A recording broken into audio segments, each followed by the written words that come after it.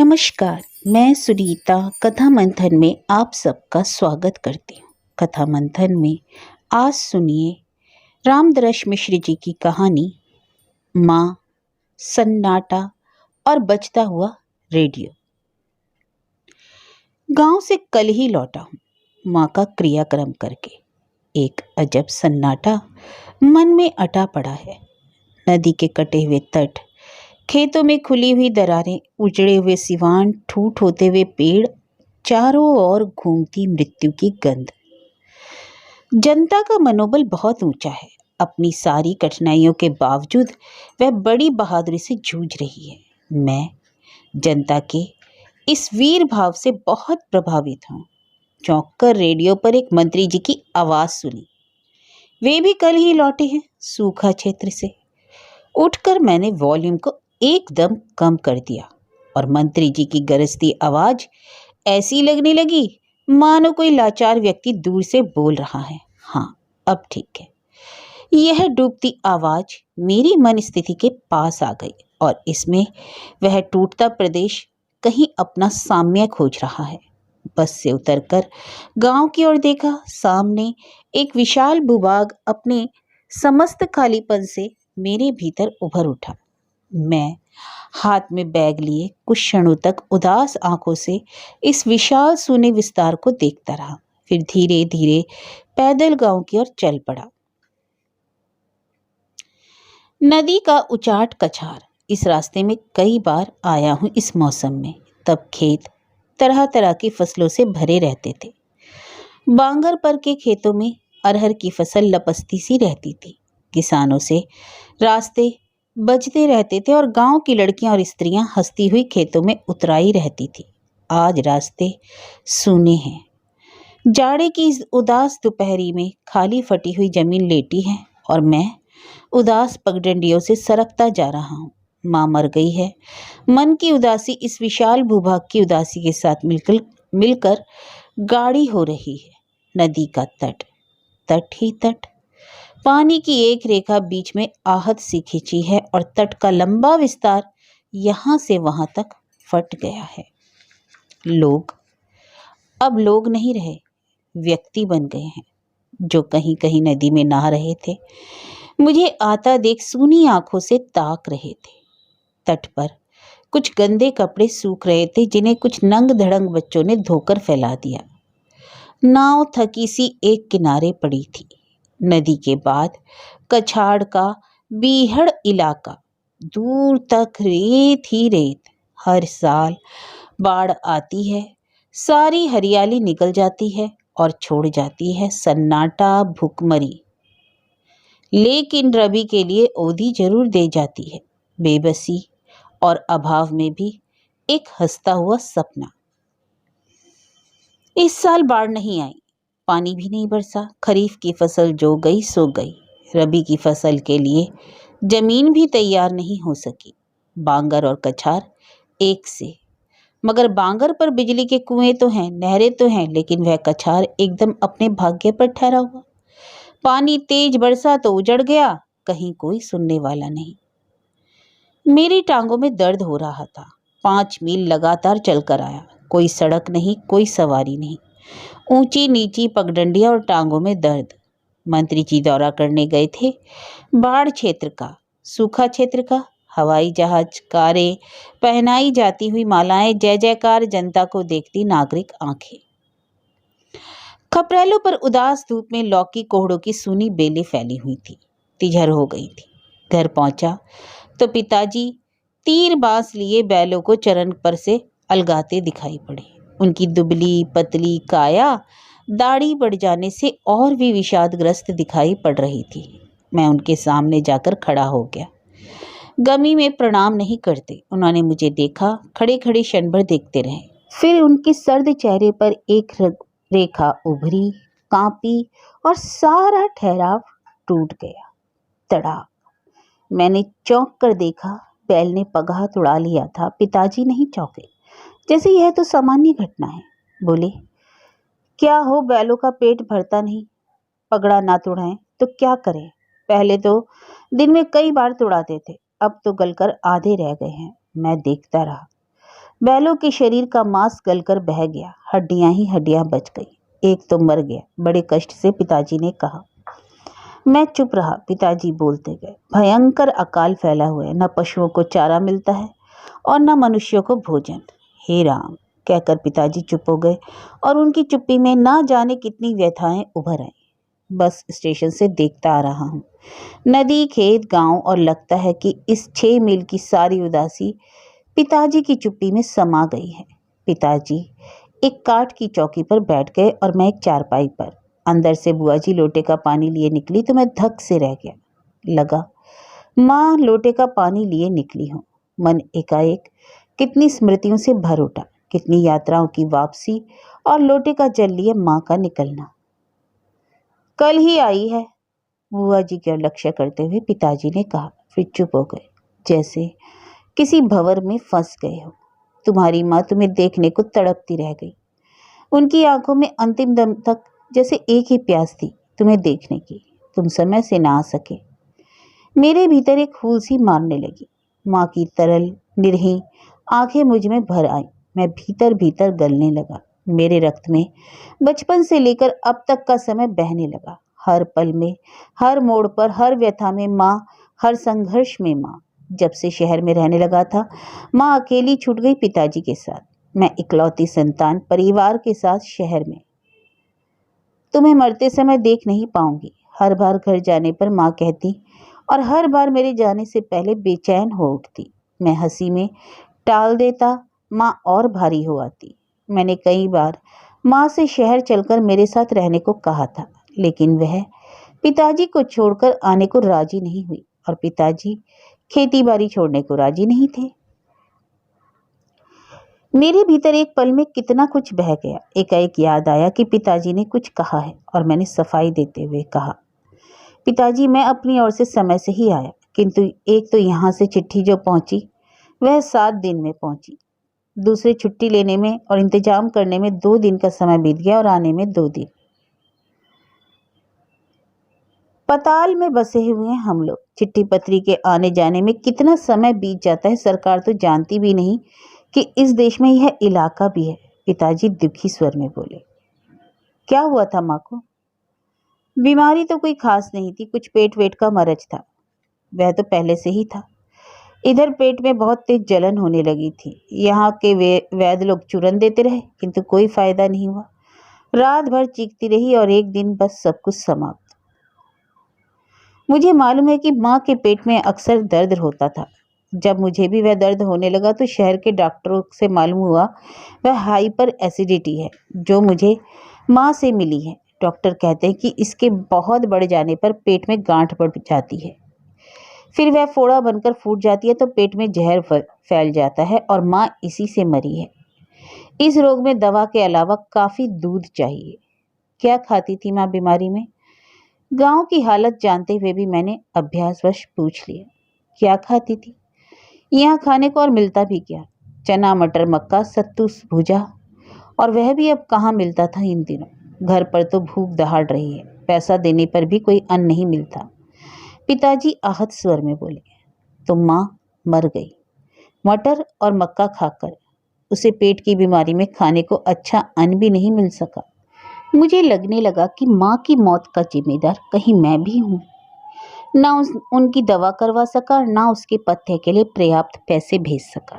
पैसे की याद आई तो हाथ जेब की ओर चला गया। हाँ, 100 रुपये सही सलामत है। इसी का इंतजाम करने में तो 2 दिन लग गए थे। उसकी भी क्या कमाई है कि मौका पड़ने पर 100 रुपये भी नहीं निकाल सकता। पिताजी, ये रुपये लाया हूँ, 100 है। ठीक है, जो है सो है। इस जमाने में किसी तरह काम चलाना है, पैसा देने पर भी सामान कहाँ मिलते हैं। पिताजी ने मेरे रुपयों की संख्या पर कोई टिप्पणी नहीं की और कभी करते भी नहीं। उन्होंने घर के लिए कभी पैसे नहीं मांगे, जैसे कि गांव के लोग अपने घर के कमाऊ सूतों से मांगते हैं। वे जानते हैं कि मेरी मजबूरियों को, शहर में परिवार लेकर रहने वाले एक व्यक्ति की मजबूरियों को। शहर में राशनिंग चल रही है, रोज रेडियो पर नेताओं के भाषण आते हैं। देश संकट में है, अन्न का अपव्यय नहीं करना चाहिए। समारोह में 100 आदमी से अधिक को नहीं खिलाना, यह एक जुर्म है। मगर मैं प्रायः ही देखता हूँ समारोह का फैलाव। 100 आदमी बाहर खाते हैं तो 400 आदमी पर्दे के पीछे। और नेता लोग देश का काम धाम छोड़कर इस प्रकार अपव्यय करने वाले धनपतियों के बेटी बेटों को आशीर्वाद देने जाते हैं। अभी उस दिन मेरे मोहल्ले में रहने वाले एक सेठ की बेटी से मंत्री के बेटे की शादी थी।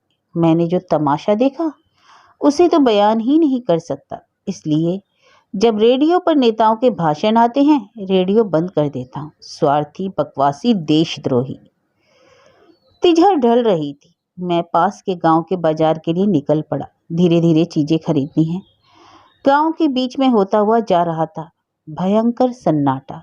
मुझे याद हुआ ही बचपन के में देखे हुए प्लेग की। गांव में भयंकर सन्नाटा, जैसे अभी अभी कोई तूफान गुजरा है। लोग मुझे देखते थे, प्रणाम आशीर्वाद होता था, सब कुछ एक अजनबी की तरह। कुछ लोग दीवार से सटे हुए धूप के सहारे बैठे अपने मैले कपड़ों में से चिल्लर निकाल रहे थे। कुछ औरतें एक दूसरे के सिर से जुएं निकाल कर मार रही थी, कुछ उपले पात रही थी। गुड़साल सूना था, उसमें घुसकर एक कुत्ता लेटा हुआ था। दरवाजे दरवाजे पर बच्चे खाली कटोरे लिए रो रहे थे या रोकर थक गए थे। पेट निकले हुए, हड्डियां उभरी हुई, आंखों में एक थका अंधकार। लोग धीरे धीरे बाजार की ओर निकल रहे थे, जैसे खेत में खड़े किए गए धोखे चल रहे हों। गांव के बाहर हुआ सामान खेत बोए अनबोए पड़े थे। खेत अनबोए पड़े हैं। मैं अपने आप से बातें करने लगा। पा लगी बबुआ? आगे आगे सरकती हुई एक आकृति पीछे मुड़कर बोली। बबुआ, जब कुछ होना ही नहीं तो घर में जो 2-4 दाना रखा हुआ है उसे भी कौन बर्बाद करे? फिर वह हाँफने लगा। दुधई, अरे तुम? हाँ मालिक। कहाँ से? अब कहाँ बताए बबुआ, मजूरी पताई तो मिलने को नहीं। चंपारण का एक आसरा होता था। इस समय हम लोग वहीं जाकर धान वान काटते थे, दिन गुजर जाते थे। सुना है वहां भी सूखा पड़ा है, कुछ काटने ढोने को रहा ही क्या। अब बबुआ, खाने बिना हम लोग तड़प कर मर रहे हैं। यहाँ से वहां, वहां से यहाँ घूम रहे हैं कुछ पाने का जुगाड़ में। इस गठरी में क्या है दुधई? अब क्या बताएं मालिक, अब तो इसी का सहारा रह गया है। पेड़ की छाल है, लेकिन बबुआ हम लोग के पास पेड़ भी तो नहीं। किसी के पेड़ की छाल काटो तो गाली मार सहनी पड़ती है। पेड़ की छाल आदमी खाता है? कितना अमानुषिक। उफ। लेकिन मेरे लिए मानव की है बेबसी नई नहीं है। मैंने उसके कई रूपों रंगों के बीच से यात्राएं की हैं। गोबरहा, पशुओं के गोबर में से अन्न के दाने निकाल कर खाना क्या कम बेबसी है? हमारे यहाँ के हलवाई खाते हैं और हम समाजवाद, मानवतावाद, प्रजातंत्र आदि का नारा लगाते नहीं आगाते। दुधई मेरा हलवाहा है। मैं मरमाहत सा बाजार चला जा रहा था और वह धीरे धीरे मेरे पीछे सरक रहा था जैसे कोई प्रेत। कह कह कह पेड़ पर एक बड़ा पक्षी छोटे पक्षी को दबेचे हुए था। मैं विचलित होकर देख रहा था। अका देख रहे मालिक, चुरई चुरमन भी अपना धर्म खो बैठे हैं, खेतों के ऊपर उड़ते रहते हैं। कहीं कोई दाना दिखाई ना पड़ता है, पटपटाकर मर रहे हैं। क्या करें, अपनी ही जाति के छोटे छोटे पक्षियों को मारकर पेट की आग बुझा रहे हैं। धीरे धीरे चै चै का स्वर ठंडा पड़ गया। चाय चाय ढलती धूप सुअर के चित्कार से और भी उदास हुआ। एक शमशान सहसा चिल्लाता हुआ मालूम पड़ा। चमरौटी के चमार एक सुअर मार रहे हैं। अब सुअर ही सहारा रह गए। रोज 2-1 कटते हैं। चमरिया की पूजा हो जाती है और पेट की भी पूजा। दुधई ने फिर पैलगी की और डगमगाता हुआ अपनी झोपड़ी की ओर बढ़ गया। मैं सूनी हरिजन बस्ती के बीच से धीरे धीरे बाजार की ओर बढ़ गया। बाजार में पहले से ज्यादा भीड़ थी, लेकिन शोर नहीं था। लोग एक दूसरे के लिए अजनबी से घूम रहे थे। बेकार थे, काम ही क्या था, लेकिन लेन देन का शोर नहीं उठ रहा था। बनिया दुकान पसारे बैठे थे और लोग अपनी खाली जेबों में हाथ डाले सामने से गुजर गुजर जाते थे। कुछ बनिया से उधार के लिए चिरौरी कर रहे थे और बनिया अपनी असमर्थता के साथ झिड़क रहा था। मैं चिक खसी को रेत रहा था।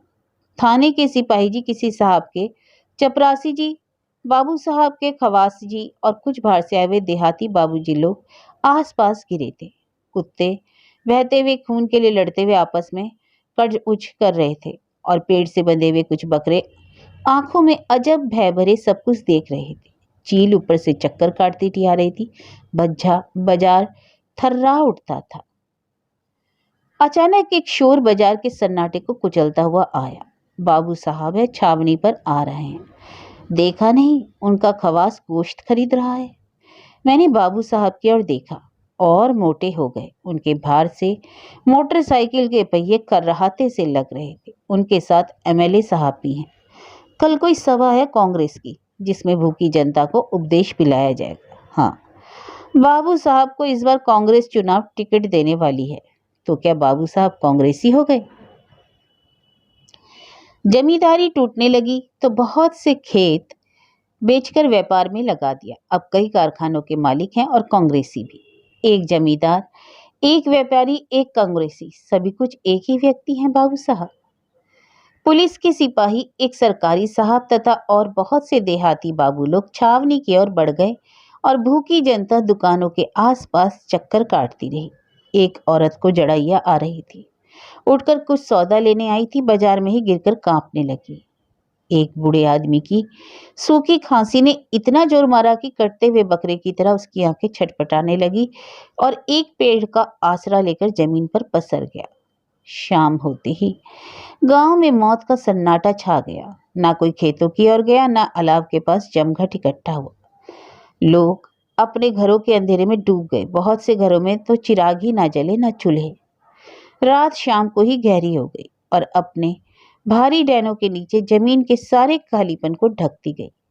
पिताजी तीर बांस लिए चौकी पर लेटे थे और मैं चारपाई पर कंबल ओढ़े रह रहकर बातें कर रहे थे और फिर डूब जाते किसी प्रदेश में भी।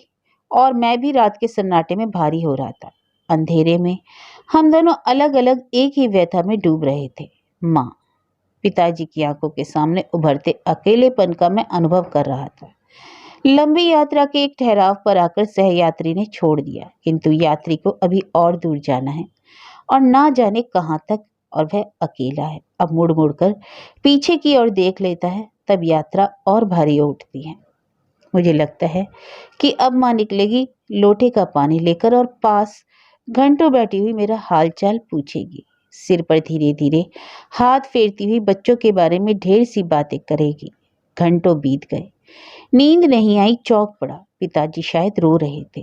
मैंने सो जाने का बहाना किया, इसलिए उनके रोने में कोई विघ्न नहीं पड़ा। हबसते रहे, उनका दर्द बहता रहा और मैं अपने दर्द को भीतर दबाए मुंह कसे रहा। लगा मैं भी रो पड़ूंगा, लेकिन अपने को पकड़े रखा और मेरी व्यथा भीतर ही भीतर जमती गई।